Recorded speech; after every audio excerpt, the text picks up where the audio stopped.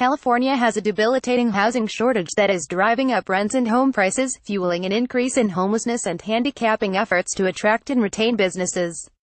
The state needs another 3.5 million homes by 2025 to meet population and market demands, according to one analysis.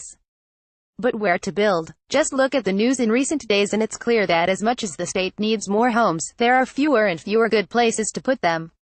This fall's devastating wildfires have reopened the debate over whether it's possible to build or rebuild safely in high-risk areas.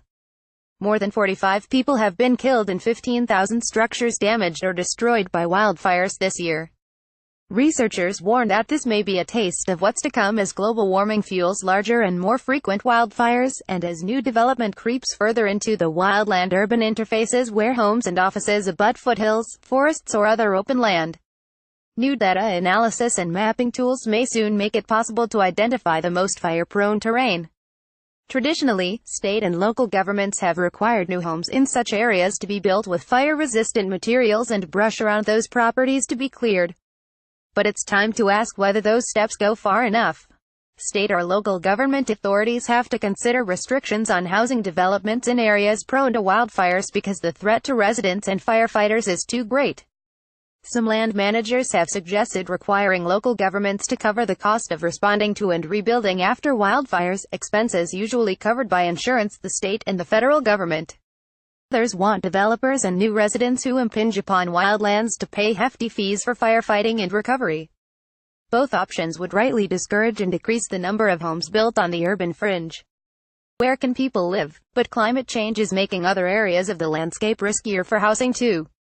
A state report released earlier this year predicted that melting polar ice could raise oceanic water levels by 10 feet over the next 70 years, which would flood low-lying coastal communities. That could make thousands of existing homes and future developments uninhabitable, or require an unprecedented public investment to try to make those communities safe. There is also flooding risk inland. A warming atmosphere is expected to bring more severe weather, with periods of drought followed by periods of intense rain. That, coupled with more rapidly melting snowpack, could cause more frequent flooding on the state's rivers and overwhelm flood control systems. That could mean more of the extremes seen earlier this year, when heavy rains caused flooding throughout the state and nearly overwhelmed the poorly maintained Oroville Dam. Thousands of residents had to evacuate. Cities and counties need to weigh these risks before allowing new housing tracts on undeveloped floodplains. Even building in developed urban areas can be problematic. State officials have warned that siting homes within 500 feet of freeways puts residents at significantly greater risk of asthma, heart disease, cancer and other health problems linked to car and track pollution. But, as the Times recently reported, local governments continue to approve home construction close to freeways, often because that's the only land available or affordable, and the state has used grant money for affordable housing to help pay for the developments. While anti-pollution design features and air filters can offer some protection for residents, there is no escaping the fact that building housing right next to busy freeways puts children at risk of lifelong ailments. In short, California needs to vastly increase its supply of homes, but it is becoming ever more risky to build them in the wildland-urban interface, or in low-lying coastal areas, or on floodplains, or next to freeways. So where can people live?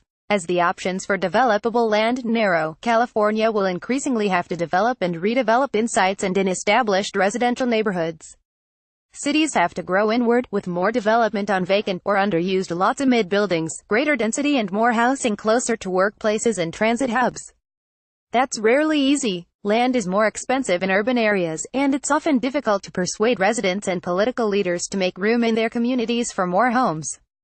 Simply staying the course, however, is not an option. The status quo leaves too many people in too much risk. Caption. Follow the opinion section on Twitter at LawTimesOpinion and Facebook. Wildfires, floods and flooding real estate housing market.